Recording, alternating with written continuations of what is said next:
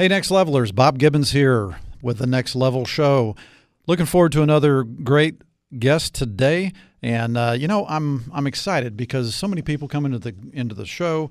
They've got great ideas. They're solving problems. They're creating a new market, and today is no different. But today it's sort of on an even bigger, I don't know what the right term is, but on a bigger scale in terms of the fact that it's got a huge social purpose that goes along with it. And I think you're going to be pretty excited. Our guest is Richard Margolin, and he is the founder and chief technology officer of Robokind. You can go check him out online at robokind.com. That's ROBOKIND, just like it sounds, .com. And they're in robotics, and I'm not going to say anything more because I'm just going to screw it up. Richard, thanks for being on the show today. Thanks for having me, Bob. Well, it's pretty cool. So Robokind kind of tells a little bit about what you're doing, but not totally. Mm-hmm. So Robo obviously kind of teases the robotics. And so obviously you're in the robotic space, but give us sort of the nutshell. What does Robokind do? Yeah, so I mean, there's definitely a robot component to what we do, but I'd say at this point we're really an education company first, which is been a kind of evolution over time. But so we make small facially expressive robots, and they deliver curriculum to in two areas. So Robots for Autism curriculum helps kids with autism learn social, emotional, and behavioral skills. And it's really astonishing how well it works. And then our new curriculum is called Robots for STEM, and we're teaching kids to code using a robot, an intense curriculum, and then a 3D simulation of the robot so that schools don't need a ton of robots and kids can even work on this stuff at home. And we're teaching elementary school kids to code, so kids as young as 8 years old.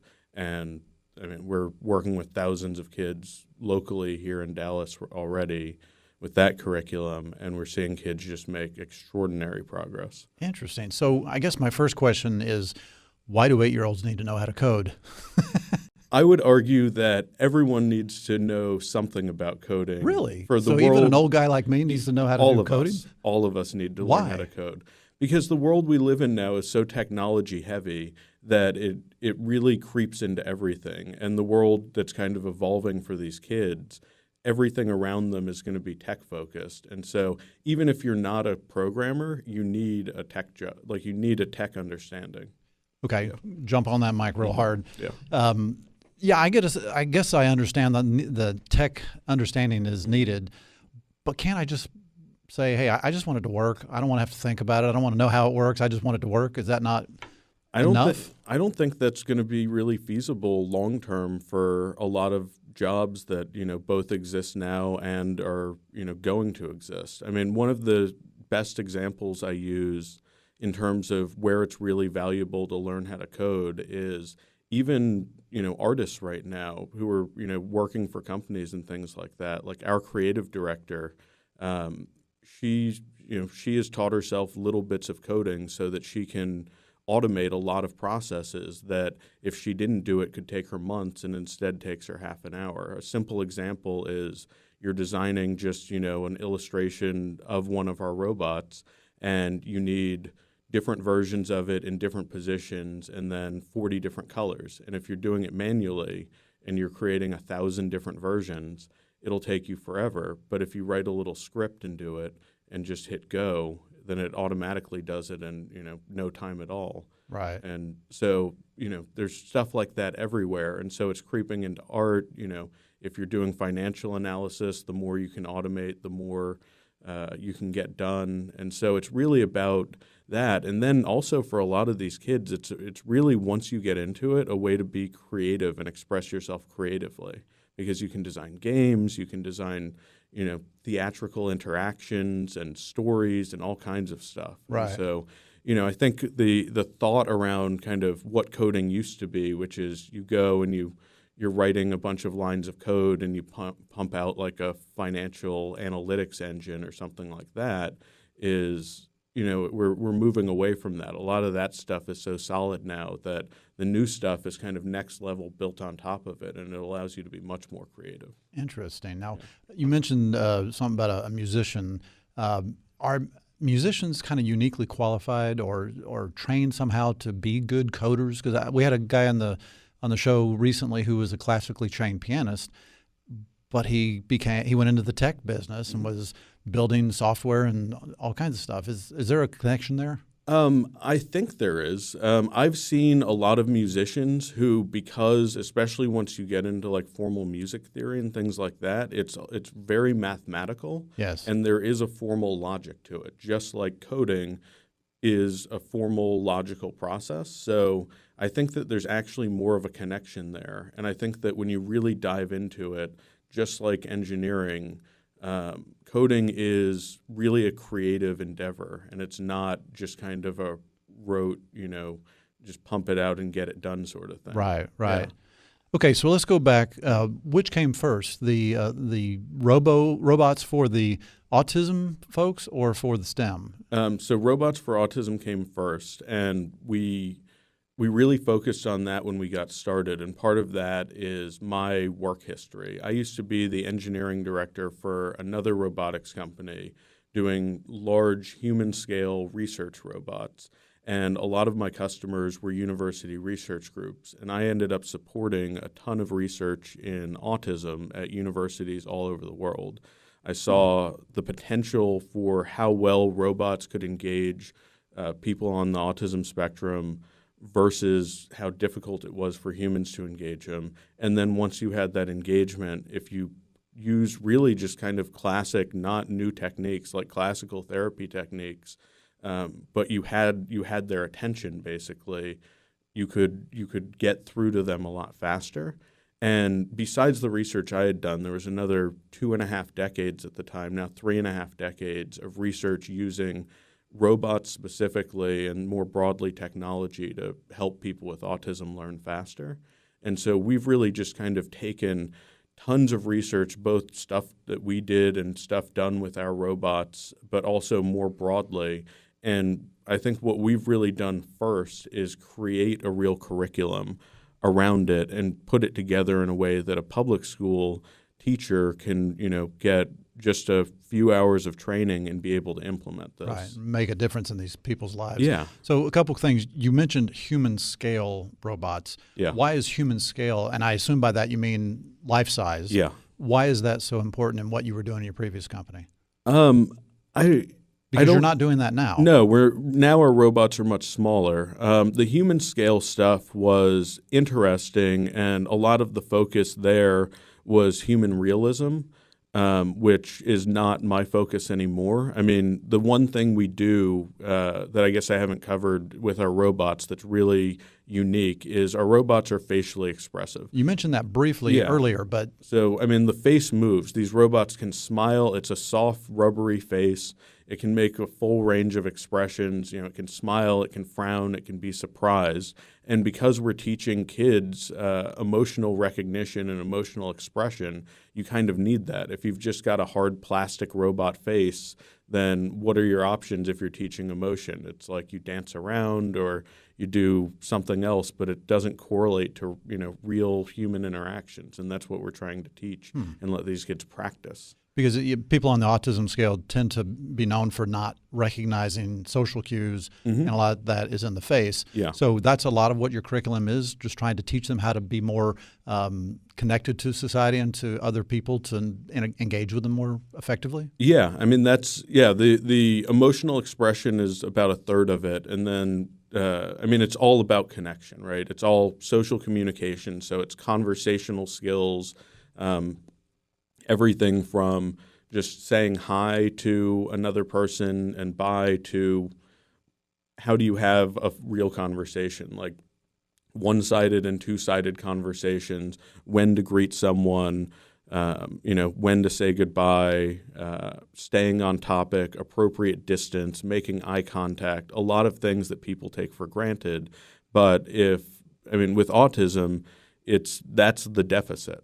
So, the real deficit is this kind of social and emotional skill set. And Yeah. for most people on the autism spectrum, there's no intellectual disability. They're not dumb. It's the Not at same. all. It's the same kind of distribution of intelligence as any other group of people, but it's this one skill set. And if you can help people with autism learn how to communicate more effectively, then they can work. They can be far more independent. They get less overwhelmed when there are problems because they can communicate their needs and problems to other people. And so that's really what we focus on. Interesting. And it's really incredible the impact it has.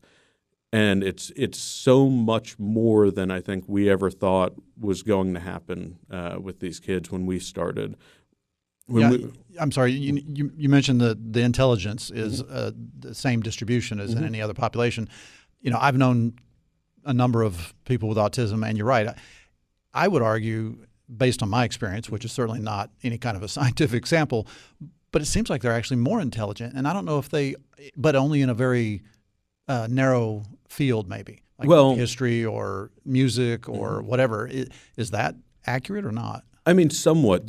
With autism, there tends to be kind of a hyper focus, and then whatever they're actually interested in as an individual, the level of focus they can put into that versus other people is just incredible. And so that's where you kind of see that, because for a lot of people, they can't spend hours and hours just focused on one thing. And for a lot of people on the spectrum, and this is generalizing because there's a huge variety, but it's that's where you get into really good programmers or artists or musicians who are on the spectrum. So you're saying if I would actually focus on something, I might actually be good at something as well. I think all of us would be better if we could just put an immense amount of time into one specific thing. We're going to take our first break. We'll be right back after this. Welcome back. We are talking to Richard Margolin with Robokind. Check them out online, robokind.com. And you'll be able to see video of the actual robots that they're creating. And so we were talking before about the autism segment that you're addressing and how it helps them. So what is your sort of proof that this is really translating into a better life for these folks? Sure. So early on when we started this project, we did a number of small studies at University of Texas at Dallas, Collier Center. And this was kind of the first big step, was seeing engagement with the robots versus other people. And basically what they found at UTD was that people on the spectrum were only engaging with their therapists about 3% of the time, and they were engaging with our robots 87% of the time. So this isn't like an incremental little difference. It's enormous. And if you think about this as education, which is all we're really doing, is we're just educating these kids in a topic that they don't have any background or familiarity with, or less than average, engagement matters, because engagement is like the key first step in learning. And then now we're in 400 schools around the country. We're working with thousands of kids, and there have been tons and tons of additional studies and data. But one of the most amazing things recently is the state of South Carolina did their own study, their Department of Education, who's implemented a big test with us statewide. And they saw after a year that 90% of the kids working in the program generalized skills they learned from the robot. And what that means, that's a really dry way of saying, that's kind of the researchy way of saying what these kids took the skills they learned from our program and our curriculum and were actually using it with people, which is all that really matters, right? Okay. I don't care how well they do with the robot or on our quizzes and in the data collection portions and stuff like that. What matters is a kid who has been having so many meltdowns they can't be in class, and then after, in some cases, just a few weeks working with our calm down lessons, is able to self-regulate and is able to sit in class and start learning. And then, started the year not able to write at all, and within a few weeks started writing their own name, and by the end of their first semester is writing poetry. Oh, my. Yeah. And, I mean, we have tons and tons of stories like that. I mean, one of the things, like one of the earliest things that was just kind of a holy crap moment for me and for, I think, my whole team was a kid we were working with. He was 14 years old. He'd been in therapy since he was 2, still nonverbal. And after 2 sessions with our greetings exercises, went home and said hi to his parents for the first time at 14. Oh, my goodness. Yeah. They must have absolutely broke down crying. Yeah. I mean, that is awesome. Yeah. So, and and I did too, honestly. Well, yeah. So, Well, I mean, what a mission, right? I mean, talk about having a purpose behind the company. yeah. That must have been such a huge validation. Yeah, it is. And it's incredible, both the outcomes like that, and, those are 2 little stories, but there's, hundreds, if not thousands of those types of outcomes now. And beyond that, it's just how fast it works also is really incredible, because we work with kids who have usually been in therapy for 4 or more years, and a lot of them just haven't made much progress. And then they start working with our robots, and you start seeing little things in weeks, and usually within first semester or first year, you see really significant changes. I mean, we've helped kids move out of special ed altogether into full-time mainstream classrooms, so that now they're getting a real education full-time. And a lot of that really comes down to these calm down exercises, the communication lessons, things like that. It's not that we're actually teaching them the academic portion. We're giving them the skills they need to be in class so they can learn and make friends and work on things and communicate with other people. And when you make those kinds of changes, the impact's just huge. You're impacting, the classrooms, you're impacting the families, you're impacting the individuals, you're setting them up to be, way more independent and productive in life, and obviously feel a lot better, because if now you've got the ability to have friends and to work long term, then you're going to feel a lot better about yourself. Well, and it also sets them up for a better life overall. Yeah. And it also gives huge comfort to the parents, because the biggest fear of a parent with a special needs child is, what happens when I die? Yeah. Who's going to be there to take care of them? How are they going to support themselves? All that. So if you're helping them find that path to independence, that's a huge thing as well. Yeah. So whenever you're working with these folks, I assume the earlier they get into the program, the more impact it has and the better it is for them. But is there a period of time at which they no longer need the Robokind robot? Yeah, with some of the kids we work with, they get these skills very quickly, and they internalize it, they generalize it, back to that fun researchy word, and they're good to go. Other kids need a lot more repetition and a lot more practice, but ultimately, that's one of the great things about having a robot, is it doesn't matter how much repetition a kid needs, how many times they need to practice and things like that. That's kind of what robots are for. We're just using them for social skills and education training and things like that, versus welding a part onto an automobile on a assembly line. So for better or worse, I mean, the teachers we work with are amazing, wonderful, and caring people, but we're all still people. And if you've got to repeat the same thing for the 9th time today, you get a little frustrated. And even though these kids have trouble specifically identifying like emotions and things like that, a lot of them are still very sensitive. So they get it. And, if you're a little bit frustrated, they feel it intensely. And I mean, the robot doesn't care. It's a robot. Yeah, exactly. Yeah. It's not going to get frustrated. So whenever you were in the previous company where you were building the life-size robots, why did you decide to shrink it and do something that's sort of more of a tabletop? They're like 18 inches tall, maybe? About, 2 feet. Okay, 24 inches? Yeah. Okay. So what's the difference? Why is that better? A number of reasons.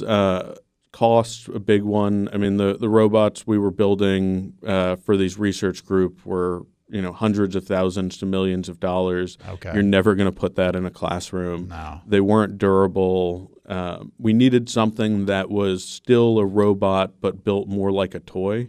And so we had to create something that was smaller because it's just less expensive that way, had a lot of safety built in, and could survive in a classroom with a bunch of kids as young as 4 or 5 beating on it, honestly. And that's just easier and better to do in a little bit of a smaller package. Interesting. So, and you also mentioned several times the facially expressive aspect of it. So I'm assuming by that means that's one of the most important features.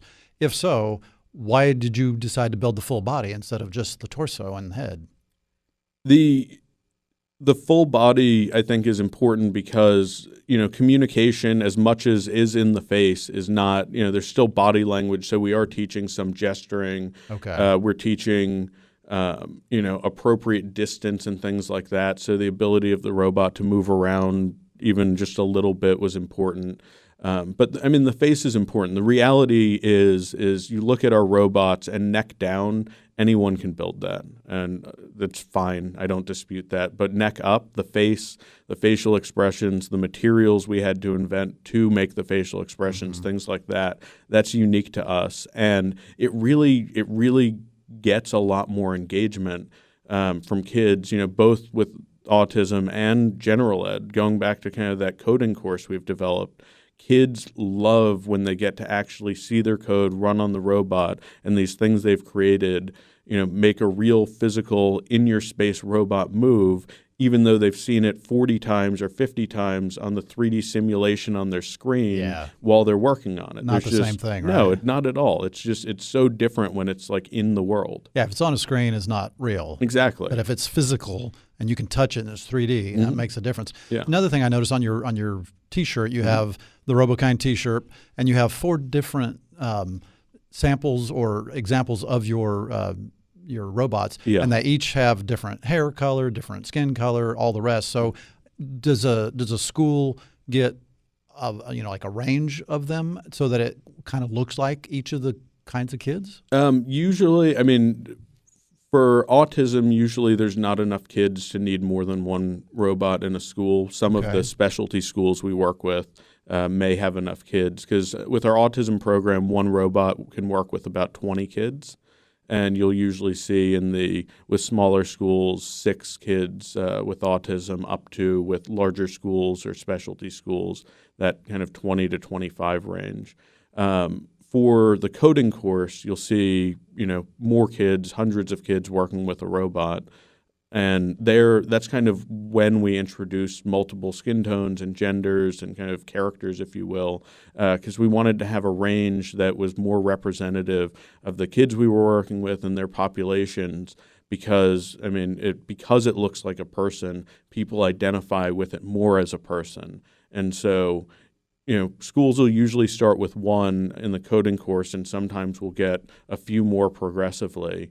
And then back to that 3D simulation of the robot, kids get to customize it fully, and you watch kids play with that, like those features, and generally they try and match their own skin tone and hair color and things like that. And so it's just important to have something that's representative. So real short question because we're closing in on the break, but so they identify themselves with what they then create, but is there any research to show that the identifying the robot allows them to learn any faster? I don't know, actually. That's an interesting question. I'd love to look into that. Some anthropologists would probably love to take that one on. So your lease is going to expire in the future, and you're trying to figure out how soon should I start working on that? Is it 6 months or a year or 2 years before my lease expiration? Well, there isn't an exact date. This is Bob Gibbons with Riata Commercial Realty, and my clients always meet with me about 2 years before their expiration date, and we create a strategy. and then we review that strategy again a year later. And so we're always working toward what's right for them, not what they think might be an arbitrary date by which they need to figure this out. The keys in determining how much time you need are whether or not you're going to move, whether or not you need to expand, will there need to be construction on wherever you're going to go to, and all those things take more time. So do a strategy meeting a couple years out with your advisor, and that'll make things a lot more clear. For more information, please go to texastenantrep.com. That's texastenantrep.com. Welcome back, Next Levelers. We're here with Richard Margolin, and he's the founder of Robokind. And you can check him out online, robokind.com. And so, Richard, one of the questions I asked in my sort of pre-interview information was, your experience starting other companies. Mm-hmm. And I was interested to see that your first company was called Duct Tape Things at 13 years old. What in the heck were you doing with duct tape? So at 13, I started making duct tape wallets, which was a little bit of a fad then, and I was kind of on the front end of that fad.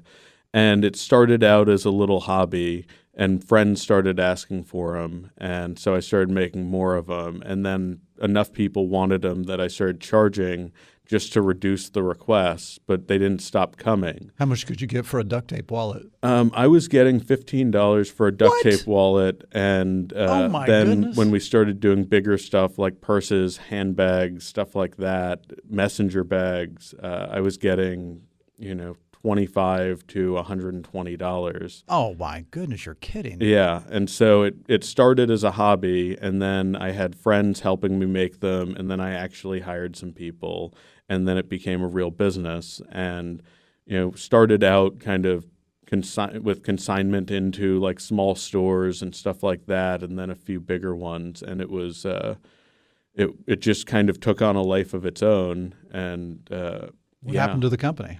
The duct tape fad ended. Okay, so it died a death that. Yeah, fashion is a very kind of very fickle. Yeah, very fickle business. That's hilarious. So do you ever tell anybody I started off in the fashion business? Would they believe that now? It comes up occasionally. I don't know if they would believe it. I mean, I then also later when I was 17 had a T-shirt company. Uh-huh. And all of the designs, and this may just go to my own weirdness, were designs with pictures of my face on them and some clever phrase or slogan. But I sold a lot of those shirts. So you're like Oprah. She starts a magazine, but it only has her on the cover. You had T-shirts, but only you were on the cover? Yeah, pretty much. And that company was just called What Would Richard Do? Oh, that's hilarious. Yeah. That is hilarious. Yeah. And what happened to it? I just kind of I got to a point where it was more of a hassle, and I didn't see a reason to keep doing it. But so. Interesting. But you had a couple other things in there that I thought were incredible. You worked on the Human Genome Project. Yeah. But also as a child, at 13, about the same time I started. Are you like one of these savant kind of guys? I don't think so. I think I'm really persistent and somewhat patient. And I mean, I'm smart. I'll admit, like I am a smart cookie, but I had some really amazing opportunities when I was younger. What were you doing in the Human Genome Project? I started out actually. The lab I was working in, I was doing some 3D scanning of stuff, and then ended up asking if I could just kind of learn some stuff in the actual lab, and started doing polymerase chain reaction, which was a way to replicate genes or amplify it so it was easier to read them, and ended up doing a lot of that, and then doing some work with neural networks to start trying to analyze that data. Wow, at 13. Yeah. What qualified you to do that at that point? I mean, other than being a smart cookie, but I mean, had you taken some sort of training, or was this just something you self-taught? It was self-taught, and I mean, it was the lab I was working in did one internship every summer for high school kids, and I managed to, with help, kind of get that position. I got help from my mom. I had a friend who was older than me who had actually had that summer internship the year before. And so I had a few ins, and then that kind of got me started down a research path that kept me there for a while. And then when the Human Genome Project ended, I moved to UTD's Nanotech Institute and started doing research with carbon nanotubes there. And that was at 15 or 16. And so reality is nothing qualified me to do that. And once I had that first opportunity in that lab at that biotech and informatics lab, people just keep believing you can do the next thing. Well, you've been there, so you must have been something. Yeah, and I mean, and I've always been very good at just kind of honestly fake it till you make it and just hunkering down and learning as much as humanly possible as fast as possible. And I enjoy doing it.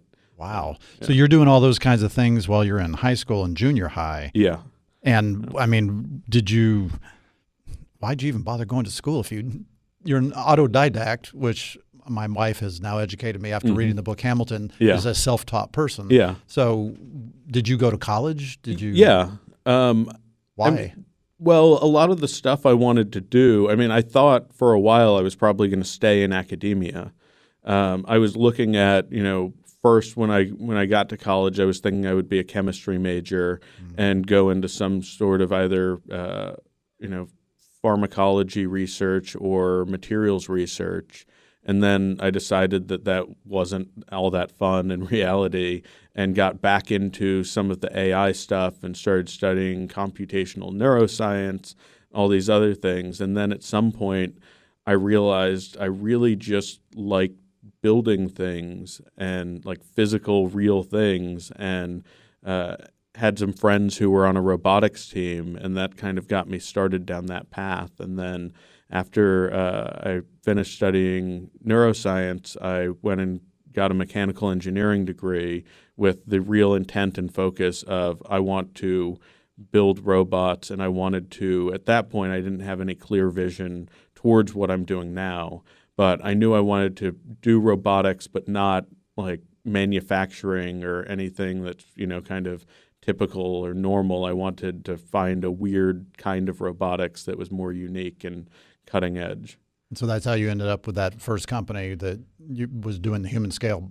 Now, and that wasn't even in the U.S., was it? No, that was. So they used to be in Dallas, actually. Weren't you somewhere abroad at one point? Yeah. I've spent a lot of time over the years in China and Hong Kong, and then worked in a number of other places like Argentina. And but it started with this small, unique robotics company here in Dallas, and then I've just kind of parlayed that into other weird gigs, and then eventually, co-founding this company.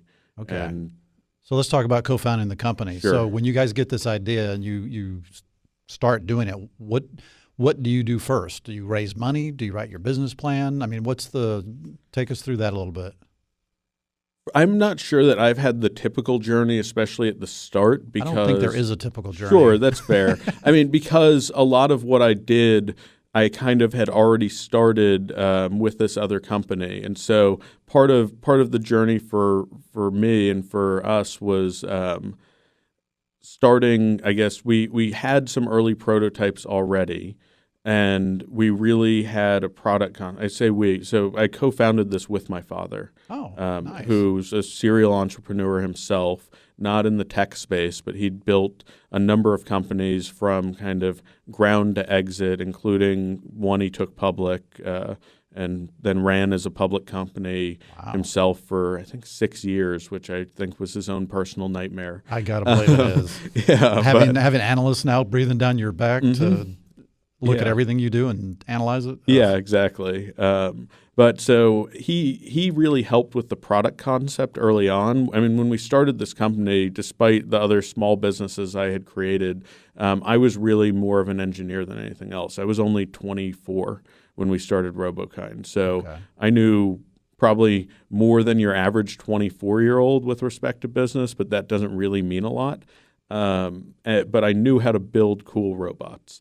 So we really put together the concept of we needed both, for it to be a full product, we needed curriculum, we needed the robot, obviously, and then we needed all the other supporting things that you need to be in a classroom, training, handouts, curriculum guides, all this other stuff, lesson plans. And so that's really, I think, where he helped a lot. And then initially we self-funded for a while, and then were able to raise some money after, I guess we really raised a small seed round about a year and a half in. Okay. Yeah. From venture capitalists, angel investors, or were they more grants? Friends and family. We did an NSF, SBIR grant, and there was someone else. I think an angel network. Okay. Yeah. North Texas Angel Network? Yeah. Okay. So what kind of, can you say how much money you raised, or is that yeah, early on it was like $250,000, Okay. Which when you're doing hardware isn't as much as it sounds I like. would say for robots, that sounds like nothing. Yeah, if you're doing pure software and apps and stuff, that goes a long way. But when you have to build physical objects and buy 3D printers and pay machinists to make parts for you, it doesn't go a long way. And so the first robot we developed was actually a little bit bigger than our current stuff, but more complex and a lot more expensive to build. But it got us something we could start testing with quickly, start developing the curriculum with, and start selling to researchers. So we had some revenue, and that didn't solve all our problems. It wasn't enough revenue to be self-sufficient even when we were small. But it stopped the hemorrhaging a little bit. Sure. Yeah. Yeah, any revenue is better than no revenue in most cases. Yeah. So did you have to hire like educators to come up with the curriculum, or was this something you guys kind of did yourself and then just got feedback from them? Oh, no. We a big part of the early, especially the autism curriculum, was finding the right autism people to help us develop it. I don't know. I am not an autism expert at this point. I know a lot more than I did, 6-7 years ago, but I'm by no means an autism expert. So we talked to a number of both clinicians and academic researchers, and had a lot of false starts, and eventually found a few who could really help us with the actual curriculum development for something that could be delivered by a robot. And that was at UTD Collier Center, Dr. Pamela Rollins, who she and her grad students did an amazing amount of work with us and helped us develop it. And then Michelle McFarlane, who was one of her students and then spun out into private practice and still helps us a lot. Very cool. All right, we're going to take one more break. Be right back after this. Welcome back, Next Levelers. Richard Margolin with Robokind is our guest. Check him out, robokind.com. So you start the company with your dad. You're self-funding. You take a little bit of money from angels, friends and family, et cetera. How long is it from the time that you sort of make this your full-time gig to delivering a product that you can actually sell to someone? It was almost 5 years to. Oh my goodness! Yeah, it was a lot of work. There was a lot of testing along the way. We were, like I said, selling some research robots and stuff like that along the way. But in terms of our Robots for Autism curriculum, that took just under 5 years to really get it out there. And how much of that was because it took that long to create the product versus getting the people who you had to sell, who had to take a chance to buy your product, the early adopter? Mm-hmm. Who was the angel early adopter? Which of those two was the bigger issue? Both were really challenging. The actual curriculum and robot and things like that all cumulatively took about 2.5, 3 years from the time we really understood what we were doing. And that includes getting the robots into production at scale and things like that. But we really had to find schools who were willing to be early adopters, and a lot of that was just hunting and hunting and hunting to find the right people. It wasn't just, there's no list for something like that. So you just go and you talk to hundreds and hundreds of different people till you find someone who just says, what we're doing right now isn't working. We've tried a bunch of stuff, and I'm not afraid to try something different, because if what we're doing already isn't really helping these kids, why not try something completely out of left field, at least from their perspective? Yeah, I got to believe that person that has that personality to say, yes, I'm doing this, but it's not working. Mm-hmm. Most people are going to try and sort of, as you said earlier, fake it till they make it, pretend like it's working just for job security, if no other reason. So were you going through the special ed people? Were you going through more the administrative level? I mean, where were you trying to sell into? Ultimately with our autism program, we're selling into special ed. And so ultimately that is finding special ed teachers who are willing to try it, but also special ed directors who are open to trying things that are different. And then usually if they're respected in their organization, in their district, then they can effectively and quickly make the argument either to their principal or their superintendent and just say, hey, we should try this out. There's research behind it. It could help. Right. And so we found a few of those early on, and we're able to start getting references and, some early stories and things like that. And then I'm not going to say it got easier, but it got ever so slightly less hard once other schools were using it. Because even when you had the academic research, then they look at it as, well, what's it like really in the classroom? And we're just kind of like, well, we need your help to find that out. But did you give it to them for somebody?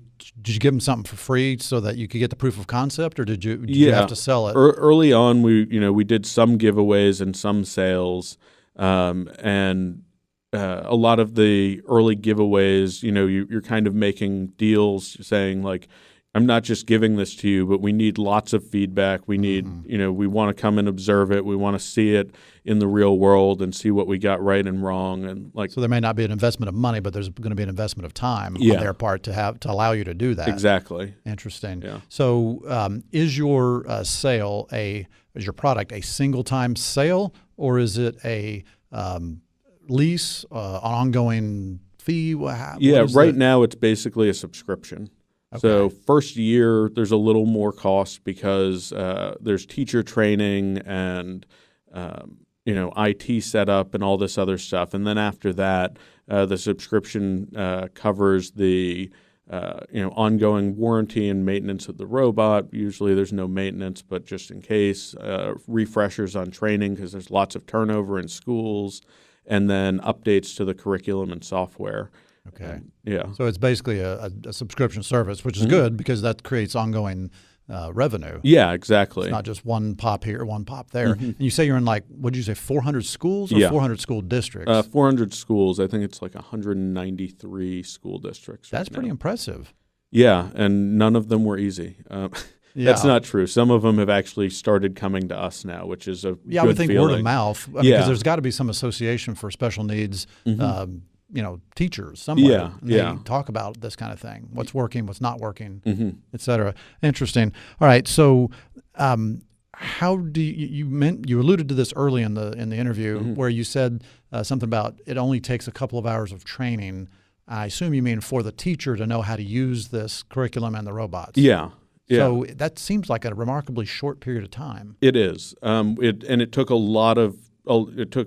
few years on our part to get it there. Early, our training wasn't great, and that was a problem with kind of getting people started. And we really learned what we needed to focus on, which was the basics of how to use the program. And then rather than a lot of technical stuff, which teachers don't want to know, we're teaching more about autism broadly because special ed teachers are great, but largely speaking, most of them are not specialists in any given special needs or disability. And so we're helping them understand their students a lot better as part of the training. They've got to cover a wide spectrum from autism to Down syndrome to, you name it. There's all kinds of stuff these people have to deal with. Yeah. And there's often also multiple issues with the child. They don't just have Downs, but they may also have physical disabilities, be in a wheelchair or whatever. So there's a whole range of issues that they have to deal with. It's pretty amazing. And by the way, just for full disclosure, I used to serve on the board of My Possibilities in Plano, which is a nonprofit for adults with disabilities. It's a day program for them when they age out of the school system. Yeah. So I'm going to be out there next week. We're actually working on creating some job readiness curriculum with them. Excellent. Launchability was absorbed into them a while back. So that's all about getting jobs. So very cool. I didn't even know that. Yeah. So dealing with schools and school districts is not the easiest thing in the world, not the easiest client. I actually went to the Plano Chamber of Commerce had a lunch and learn a couple of years ago where they basically said, for small business, how do you sell into big organizations? And so they had the Plano School District there. They had, I think, one of the college districts there. They had Toyota.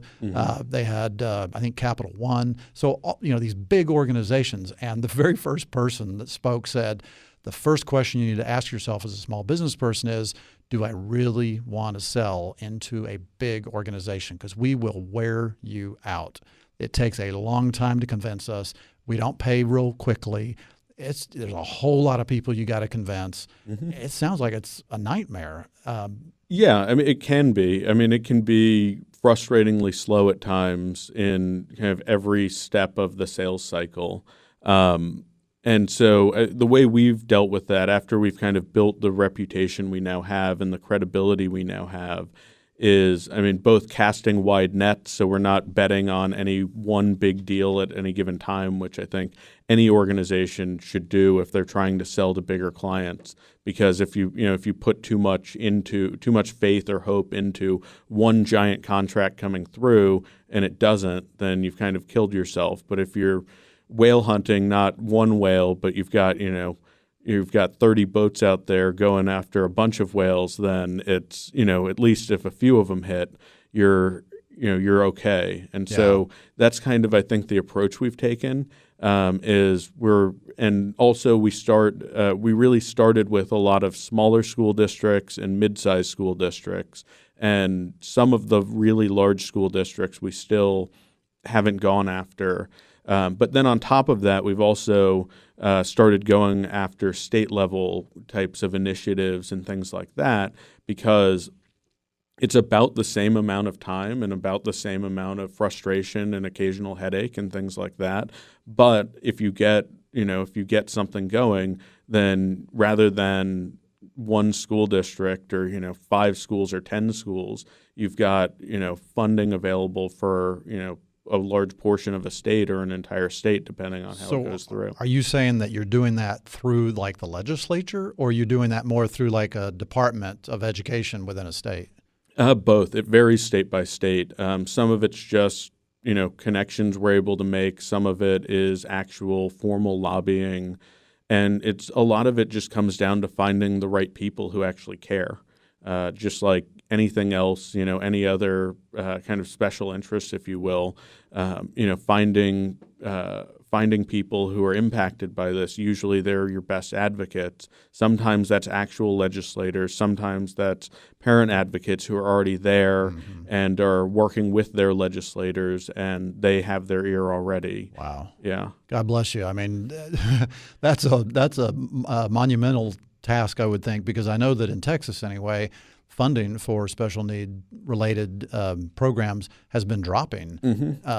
It's getting better. Is it really? It is. The federal government kind of called the state of Texas on their special ed, and now Texas is really on notice that they have to improve it. Okay. And so, there's a lot of caring people within TEA and stuff like that who are working hard. But, to the point of, even selling into these organizations, as well as just doing anything within these organizations, nothing happens that quickly. No. So it's a multi-year type of fix and not a snap your fingers and it's done type of thing. So is your sales efforts done strictly through salespeople that work for you, or you're doing it through third-party sort of, I don't know what the right term is, resellers and channel? Yeah, so we're doing a mixture.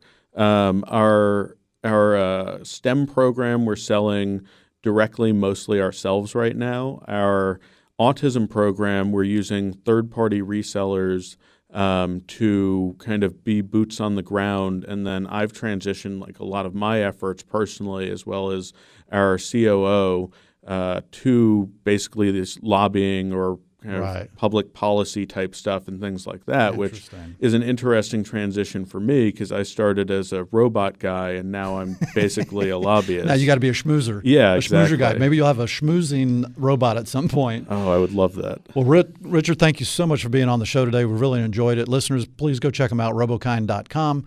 For the show, go to thenextlevelshow.com or check us out on a podcast or YouTube. Just search The Next Level Show. Please leave us a review. Be back next week. Bye.